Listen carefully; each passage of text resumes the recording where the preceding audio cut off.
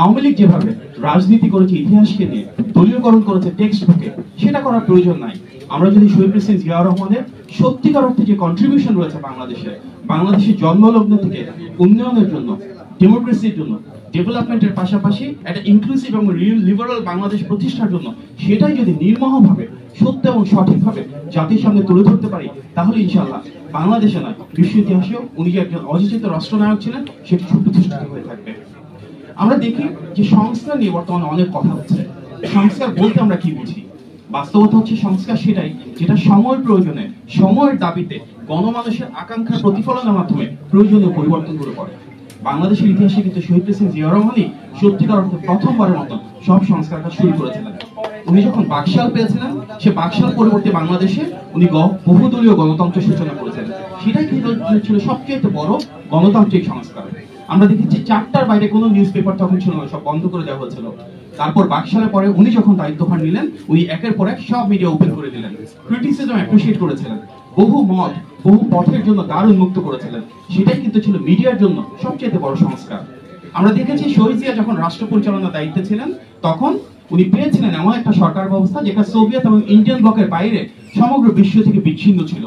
উনি মধ্যপ্রাচ্যের সাথে সম্পর্ক তৈরি করলেন, যুক্তরাজ্যের সাথে সম্পর্ক তৈরি করলেন, ওয়েস্টার্ন ওয়ার্ল্ডের সাথে কানেক্টিং হলেন, এবং তার মাধ্যমে মিডল ইস্টের সাথে যে সম্পর্ক, তাতে আমরা মধ্যপ্রাচ্যে জনশক্তি রপ্তানি শুরু করলাম।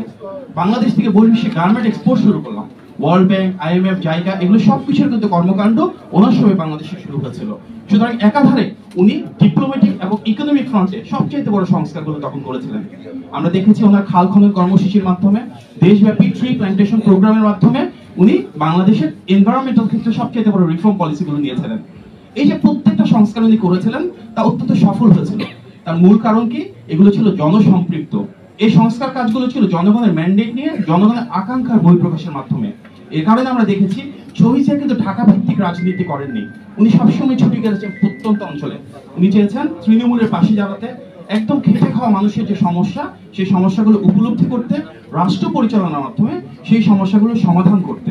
যার কারণে আমরা সংস্কার বলতে সেটাকেই বুঝবো যেখানে গণমানুষের, সকল শ্রেণী এবং পেশা মানুষের আকাঙ্ক্ষা যারা রয়েছে, সমস্যা যা রয়েছে, সেটি সমাধান হবে রাষ্ট্র পরিচালনার মাধ্যমে, এবং তার মাধ্যমে কিন্তু এমন একটি বাংলাদেশ গড়ে উঠবে যেটি সত্যিকার অর্থে ইনক্লুসিভ এবং লিবারেল, যেখানে কোনো বৈষম্য থাকবে না, যেখানে মেধার মূল্যায়ন হবে।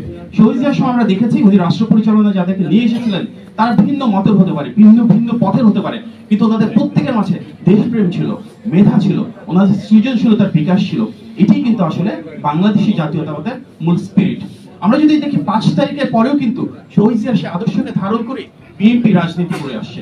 5 তারিখ থেকে 8 তারিখ পর্যন্ত বাংলাদেশে যখন সত্যিকার অর্থে কোনো সরকার ছিল না, আইন শৃঙ্খলা বাহিনী ছিল না, থানায় পুলিশের অনুপস্থিতি ছিল, তখন আমাদের নেতা বিএনপির ভারপ্রাপ্ত চেয়ারম্যান জনাব তারেক রহমান কিন্তু বারবার নির্দেশনা দিয়েছেন, বাংলাদেশের বৃহত্তম রাজনৈতিক দল হিসেবে সাধারণ মানুষের সুরক্ষা দেওয়া আমাদের দায়িত্ব।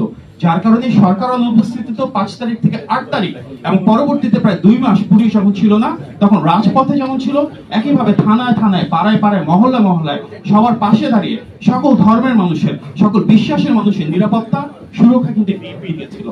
আমরা দেখেছি পূজার সময় দেশে বিদেশে অনেক ষড়যন্ত্র ছিল, সে সময় কিন্তু আমাদের নেতার নির্দেশনায় বিএনপির সর্বস্তরের নেতাকর্মীরা পাড়ায় পাড়ায় গিয়ে, মহল্লায় মহল্লায় গিয়ে ভিন্ন ধর্মাবলম্বী যারা রয়েছেন ওনাদের বাসা বাড়ি, পূজা পণ্ড সবগুলোতে একসাথে গিয়ে সুরক্ষা নিশ্চিত করেছিল।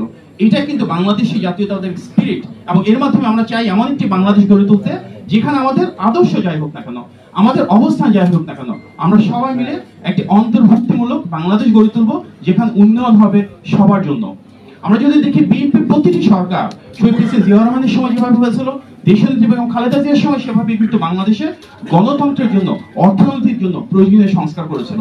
যার কারণে দেশনেত্রীর সময় বাংলাদেশে প্রথমবারের মতন সংসদীয় গণতন্ত্র শুরু হয়েছে। বাংলাদেশে যতবার আমরা দেখেছি ফ্যাসিবাদ বা স্বৈরতন্ত্র চালু হয়েছিল, প্রতিবার তারপরে গণতান্ত্রিক বাংলাদেশের অভিযাত্রা বিএনপির মাধ্যমে শুরু হয়েছিল, যার প্রতিফলন আমরা দেখেছি এই গণ অভ্যুত্থানেও। গত 16 বছরে সবচেয়ে বেশি ত্যাগ যে দলটি স্বীকার করেছে সেটা বিএনপি।